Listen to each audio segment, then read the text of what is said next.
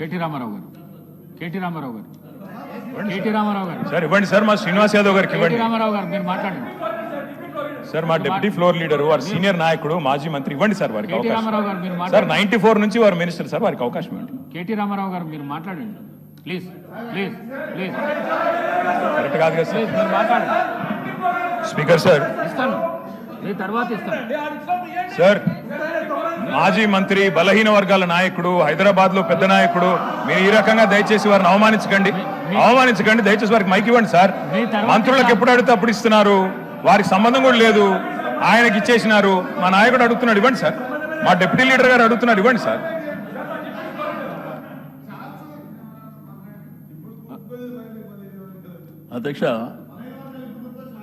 అధ్యక్ష ఈ శాసనసభలో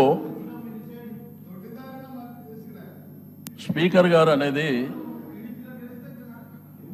ఒక పార్టీకి సంబంధించి కాదు అధ్యక్ష, మా అందరికి స్పీకర్ మీరు. అందుకే మీకు మైక్ ఇచ్చాను. నేను చెప్పాను తినండి సార్.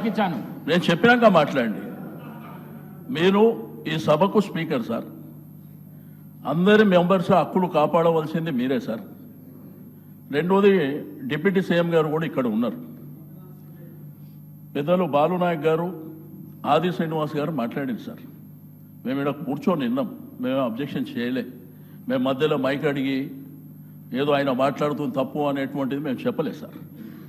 ఇప్పుడు మా వరకు వచ్చినప్పుడు గవర్నర్కు ధన్యవాదాలు చెప్పే తీర్మానం ప్రకారము మా సభ్యుడికి అవకాశం వచ్చింది సార్.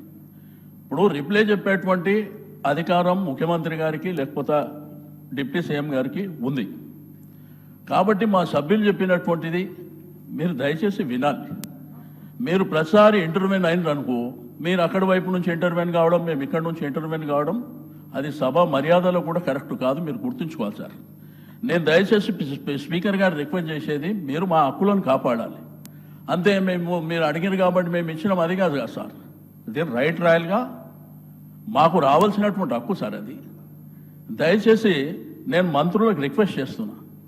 ఇప్పుడు సభ్యులు అంటే తెలుసో తెలియక కొత్త పాత ఉంటారు, ఏదో అరుస్తుంటారు, కామెంట్ చేస్తారు, ఇటువైపు అటువైపు జనరల్గా జరుగుతుంది. కాబట్టి మంత్రులు జర బాధ్యతగా దయచేసి సభ్యులు మాట్లాడేటప్పుడు మీరు నోట్ చేసుకోండి. ప్రతిసారి ఇంటర్వ్యూన్ అయితే సభకు మర్యాద గౌరవం ఉండదు సార్. లాస్ట్ టైం కూడా అదే జరిగింది.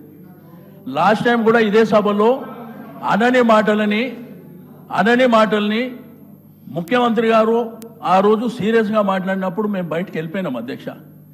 కనీసం ఇక్కడ ఉన్నటువంటి చీఫ్ విప్పుల బాధ్యత ఏంది అధ్యక్ష?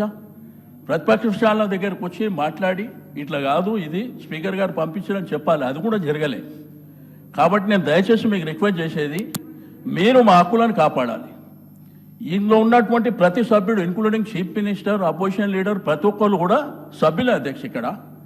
కాబట్టి దయచేసి మా సభ్యుడికి అవకాశం వచ్చినప్పుడు ఆయన మాట్లాడిందంతా వినండి, మీరు నోట్ చేసుకోండి. తర్వాత మీరు రేపు ఎట్లయినా రిప్లై ఇవ్వాలి కదా, అప్పుడు ఇవ్వండి.